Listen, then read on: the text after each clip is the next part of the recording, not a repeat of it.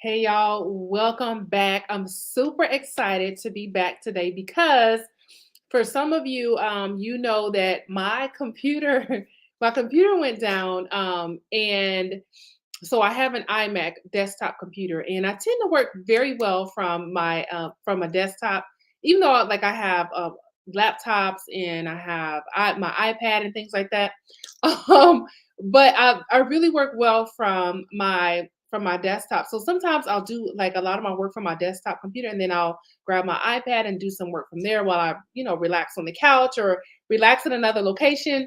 But I've had my iMac for a long time, and I tend to keep things for a very long time. I'm one of those people, like, I buy nice things, but I keep them for forever, and that's why I don't mind spending money on nice things because I know I'm going to keep it for a long time. But anyway, my iMac crashed, and I was shocked because I'd never had any problems from it before. And when it went down, I was like, oh my gosh, I can't believe this is happening. I've never had any issues with my iMac. Well, my iMac went down, and so I brought it back up. I used some of my IT skills from when I was in the Navy. I brought the iMac back up, and then it went down again. And so I was like, oh my goodness, I probably just need another computer. So I ordered another computer, and it couldn't get here fast enough. Like, I was like checking every day, like, where's my computer? I was telling my one of my clients, I'm like, listen, I'm waiting on my computer to come. My old computer is down. I'm waiting on my other one to be delivered. And I was just like watching my emails and watching the door like a hawk. Like, where is my where's my computer? So I'm finally back on my computer. I got it all set up and everything. And I'm still working through a few things because, as you know, when you get a new phone or when you get a new computer, you gotta, set some things up. So I'm working through a few things. This is my first time going live from my other computer. So I'm super excited about that. But anyway, I'm also waiting on a new desk. My desk is being delivered any minute now, so I'm hoping to get that soon, so I can get going with that. I ordered a standing desk so that I can stand up and work standing up. So I want to be able to stand up, and then I want to be able to sit down sometimes. And I'm thinking about getting a treadmill as well to go under my standing desk. So when I want to walk, I can walk and I can listen in on, whatever I'm working on, or just work while I walk. So I'm working on, as you can see, my fitness, my growing my business and working on my fitness and increasing my faith, getting closer to God, strengthening my walk with God. So those are like my main focuses right now. And so this is me like really putting some effort into staying fit. And I have those of us who have children. Some of my clients have grandchildren. Listen, we got to stay on point. We got to take care of our bodies, take care of our health. So anyway, I'm super excited to be back with you today. I want to talk about how to build authority today, and I want to give you some quick tips on how to build authority and why building authority is so important for your brand. If you've been through any of my boot camps, you probably have heard me teach on this. This is one of my favorite topics to teach about. Today, you're going to get a nice lesson on what it really means to build authority and how it's going to help you to grow your brand. So, first of all, authority is the power to influence, okay? Authority is the power to influence. And when you are a coach or a mentor or a consultant, you need to have the power to influence in different ways. When people trust you as an authority, then you have the power to influence in those. So here's an example. I have a friend who is a physician, and she helps people to reverse diabetes. And so if she's teaching on something or on a specific topic around what to eat or fitness, people listen to her because they trust her as an authority. She's seen as an authority, and they trust her. So when she says, listen, stop eating this and eat more of this, or do this every day, or start here, they listen to her and they do what she says to do because they trust her. They see her as an authority. And so when you are seen as an authority, you have that same type of impact on your audience. If you're telling them, if according to your expertise, if you're telling them, hey, do this, do this, do that, or stop doing this and try this, they trust you as an authority. I'm so thankful that my clients trust me when I tell them, okay, listen, this price is too low, or let's price it here. Some of my clients are like, okay, I'm gonna go with what you say. Let's do it. Like one of my clients, for example, we were working on pricing her VIP day, and we ended up, stretching her out of her comfort zone a little bit as far as how she wanted to price it, but we stretched her out of her comfort zone a little bit, raised the price on it.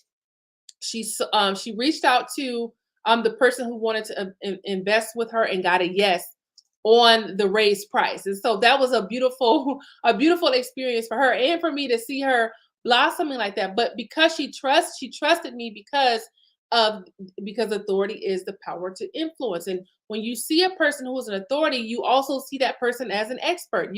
That person is a go-to in this specific area. So you want your audience to see you as an authority. You want them to see you as a person to go to when they have the problem that you solve. You want to be that name that's mentioned in the room when you're not there, or mentioned on a thread when you're not there. You want to be that name that people throw out there when they say, well, hey, who can I go to for this? Or who can I go to for that? You want your name to come up. And that's what happens when you're seen as an authority. So I say this all the time, that when you're seen as an authority, or when you're seen as an expert, it's not about how much you know, it's about how you position yourself. So one of my clients, she was talking about how someone who talks about something similar to what she teaches on. And she said, oh, her bio and everything was just so beautiful. She's like, I don't have all of those accomplishments. And I'm like, you may not have the same accomplishments as her, but you have accomplishments. And so I'm like, listen, I'm like, you are in the right place. I'm like, I can help you with with all of that, with positioning yourself. Even if you feel like, oh, I don't have enough experience in this space. Well, listen, the only way you're going to get experience is by diving in, right? We all have to start somewhere. We all start out with a little bit of experience in what we're doing, and then we grow, we develop. But it all begins with how you're positioning yourself, because how you position yourself is important, because that's going to influence how your audience is seeing you. You're going to be able to directly impact the lens through which your audience is seeing you, and you do that by building authority. So we talked about with my client, like, okay, listen, you may not have the same accomplishments as her, but you have some accomplishments. And positioning yourself is about how you take the things that you've accomplished and how you put that forth. And it really tells a story about how you got to where you're trying to go. So for me, for example, I did I was in the Navy on active duty, and so because of that gives me a lot of experiences. Well, even if I don't have 20,000 business degrees. And when I was in the Navy, I was in IT, so I wasn't an entrepreneur when I was in the Navy.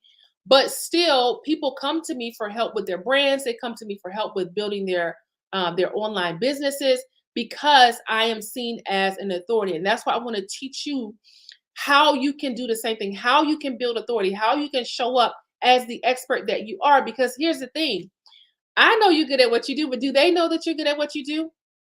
If you don't show it, how is your audience going to know it?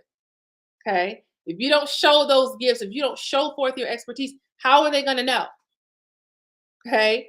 You have to show up as the expert so that they can see you for who you are, and understand that they need your services, they need your help. But not only that, it's really important for your audience to feel connected to you, to feel like they know you. And the way that that happens is by you showing up and engaging with your audience. You're building that expertise, you're building your authority. The other thing to think about when you're working on building your brand is that it takes patience, it takes time.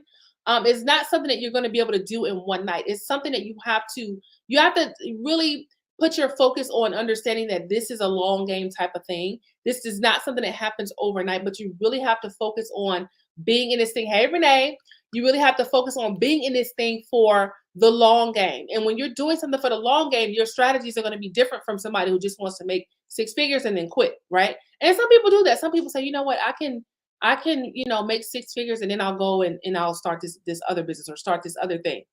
I know someone who made seven figures, and it was so funny the way she said it. She was just like, I didn't really like the coaching that I was doing, but I made seven figures in it, but I didn't really like it. And I just thought that was so funny, because she's like, oh, I made seven figures, but I didn't really like it. And I'm like, if you can make seven figures like doing something that you don't like, imagine what you can do when you're doing something that you actually love, something that you enjoy doing, right?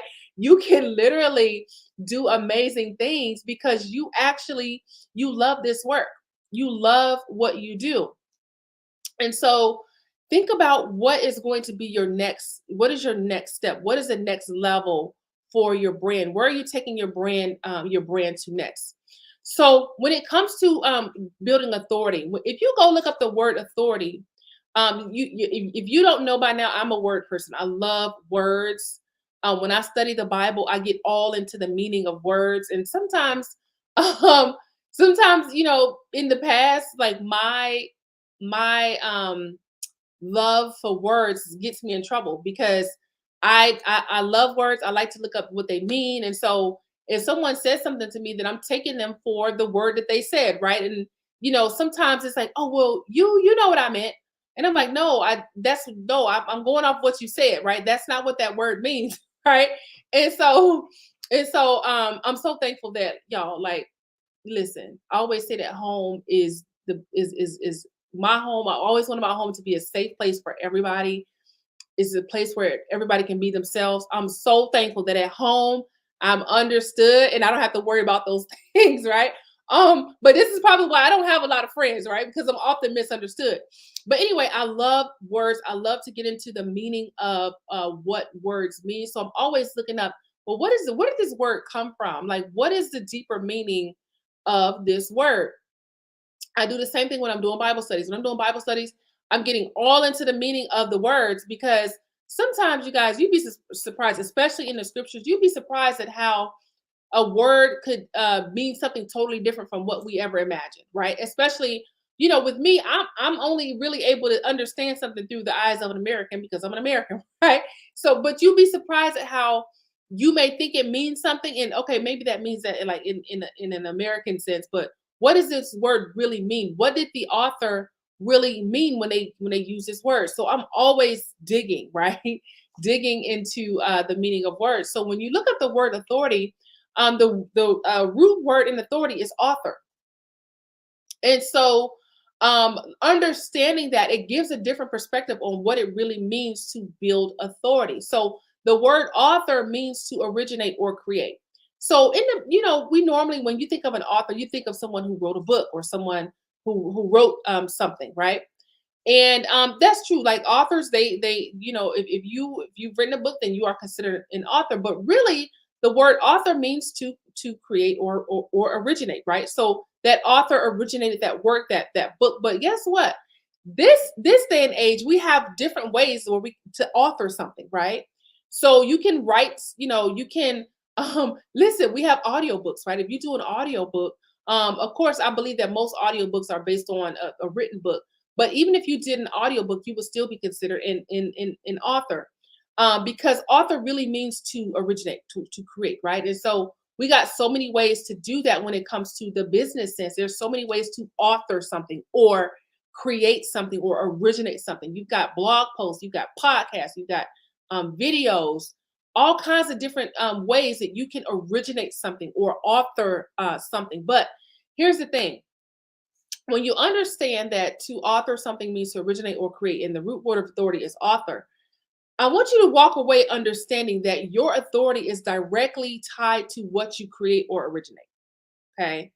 Whatever you're creating and putting out there is tied to your authority. If you're a person who you never put out any content, you never share any valuable information to your audience, it's very difficult to build authority like that if you're not originating something. This is why I encourage my clients to create content on a regular basis. I'm telling them every single week you should be putting out some type of new content. Even if you just go live, it doesn't have to be long. You can go live every week for 10 minutes. But as long as you're putting out something every week, you're creating something. You're originating some kind of work, and your authority is directly linked to that. I cannot tell you how many people I meet or come across, and I find them fascinating.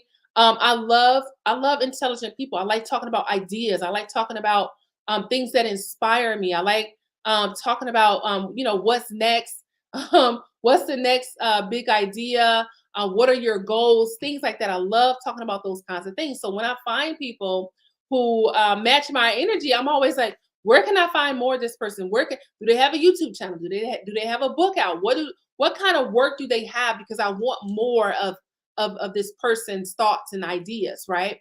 And so guess what? You're gonna have people who are like that about you. They're gonna be like, I want more. I want more of this information. So for right now, for example, if you went to YouTube and typed my name in, you would find a lot of videos. So if you wanted to know more about the things that I talk about, you could just go to YouTube and you could find a lot of videos from my teachings and from my work. And so I'm very intentional about like making sure my videos, even though I'm not actively growing an audience on YouTube yet, I do make sure my videos are stored on YouTube. So when I get ready to get booked on stages and platforms, and people say, "Hey, where can we see some of your work?" or do you have any podcasts that you've been on? Do you have any videos that you've done? I could send them to my YouTube channel and say, "Hey, yes, I have stuff. I have stuff right here that you can go and look at and get a feel for my style." So your authority is directly tied to what you create or originate. And this is why now I'm not the person to tell you need to be posting 25,000 times a day.